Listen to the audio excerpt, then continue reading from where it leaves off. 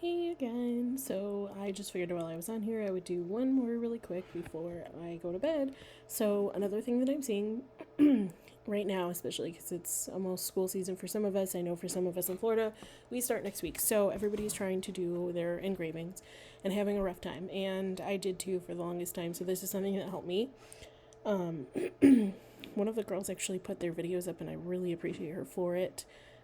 So I figured I would just make another one because it doesn't hurt to have 1,000 Glowforge videos of everybody helping everybody. So let's do this. So what I'm going to do is show you how to match your Glowforge. So something that you don't see, that because I do my screen recordings and I don't have pictures, which you'll see it in the Glowforge thing, but I created a pencil jig myself. There was a free one on one of the Glowforge apps and it was super helpful, but it didn't work the way that I needed it to, and this was specifically why. So a couple things that I learned was, you'll see my friendly reminder to myself, I need to change my height of my font to 0.125. Also, I use, which this is something that I've downloaded, I can't tell you from where because I don't remember. This is a font that I use for specifically my pencils, because it is just a nicer, neater font for this. So what I've learned is, when I created my pencil jig, I only do 10 at a time right now.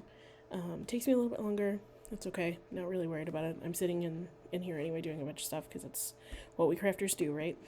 So this is the way that my pencil jig is lined up. I created this, I cut it out on the wood, and I just keep reusing it. So what I do is I fit the name right in here. So I know that this part needs to be 0.125. And you can kind of see that. And again, I do screen recording, so you won't see my entire screen, but you will see what you need to see. And then what I'm going to do is take this. When I line it up to the very, very edge. And I'm going to show you why. So again, this went up to 0.139 and I know that's going to be too big. So honestly, my sweet spot has been between 0.120 and 0.125. So right now I just kind of stick with the 0.125. So of course, it keeps changing back. 2.5. Okay. So that's how I want this, right? So what I'm going to do is duplicate. And you know what I should have did? Sorry. I'm only doing a couple pencils just to show you guys how it works. So I'm going to duplicate and do this. And duplicate. So I'm only going to do a couple right now. So I do this. I try to make sure, and this is another reason why I definitely always will advise to zoom in when you can, if you need to. Utilize everything that we have here. Definitely. Wow, sorry. It's a little off. Oh my goodness. So I zoom in whenever I can. Sorry, I'm having issues tonight. And I try to make sure that the name is up against the edge as much as possible. That doesn't mean that when I do my pencils that I'm going to the edge. I usually try to give it a little bit of space in between the eraser part and where this starts from, and you'll see that too. So it's pretty centered. It's right here. This one I'll pull up a little bit more. So what I'm going to do right now is, now that I've zoomed in, I've seen this, it's clear. I'll back out. 100. I'm going to take this away, right? So, and like I've showed you before, to make SVGs, because this is essentially what I'm doing, I'm going to do this. I'm going to screenshot, right? Because I'm in Cricut Design Space. So some of you may not need this part because you're not using Design Space, and that's awesome.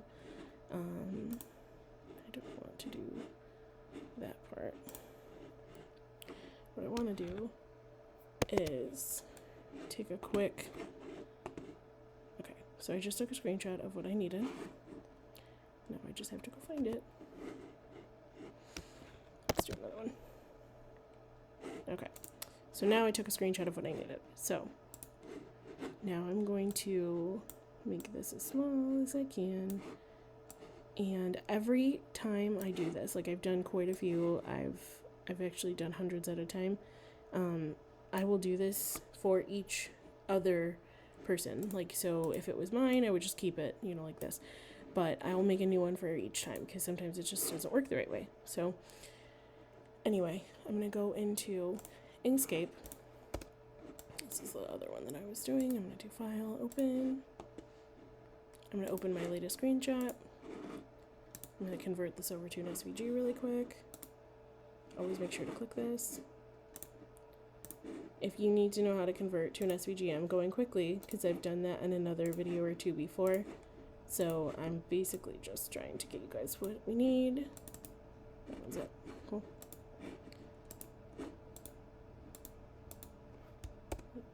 Okay, so let's save this as me. SVG. Okay, so here's the good parts, right? This is the part you came for.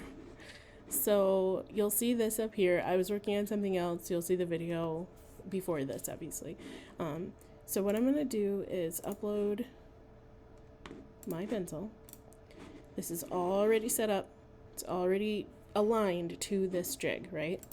So I can move this around, and sometimes I know I've seen people say this too. If you can't find your stuff and you're like, your screen is over here, pull it over. I don't know why it does this, but just pull it over. So I'll maneuver this constantly. Now I've gotten to the point where I can tell on my machine that if I line this one up almost dead center, it will be fine. And the reason why that is because our Glowforges are a fish angle lens, so therefore you're seeing a little bit off of what your actual Glowforge will be cutting. So you just have to kind of get used to what your personal Glowforge is going to do, because they're not all the same. It's kind of like ours, like they're just not all the same, and we all do things differently. So anyway, what I would do is engrave it. Now, the biggest thing that I will say to do, and I have all my settings right here, right? So I have my pencil. Make sure that you have them at the focus height of 0.28. You can do the focus height here, or you could do it here. I just so happen to have all my settings right here. Now, again, all of our Glowforges are different. These are the settings that work for me specifically, okay? So this is my settings. This is what I do for my pencils. This is how I've liked them. This is how they've come out for me. So I'm going to go back. Now, again, the only issue that I have is that sometimes I can't see, especially when it's dark outside, which right now it is. But I can see enough, or I can zoom in a ton. And typically when I do pencils, I zoom into 300. I want to make sure that they're pretty aligned. It looks pretty good. And see how I'm not going like right directly on the eraser? I'm going down more. I want to make sure that I give this a little bit of space. And this is up. So when I cut this, this is where I line up everything. I always leave this little gap right here. I do this, and then I leave that there. Now, what you're going to see how like all of these, they aligned pretty well. They aligned right directly in the middle. But again, we have a fish angle lens, so it doesn't look like these are aligned straight. But you can tell this right here, that shadow, and this is that flat piece of the pencil. And that's where basically my Glowforge will sit at, and where my Glowforge is now going to engrave on. So I'm hoping that helps everybody. Pretty soon I'll get better at taking actual videos and cutting them between my screen recordings and myself. So hopefully that helps. If you guys still need help, definitely reach out to me. I'll drop my Facebook Messenger on here too, so one day. So thanks, guys.